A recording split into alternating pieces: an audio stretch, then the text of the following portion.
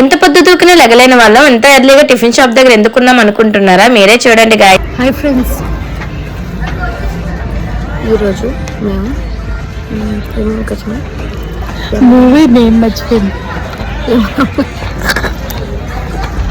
యమలంగాకి వచ్చాం గాయస్. ఇక్కడ మేము డాన్స్ చేస్తాము, భరతనాట్యం కాదు, మైకిల్ జాక్సన్ పూలతో ఇప్పుడు అరుణాకి కోసం గుడి.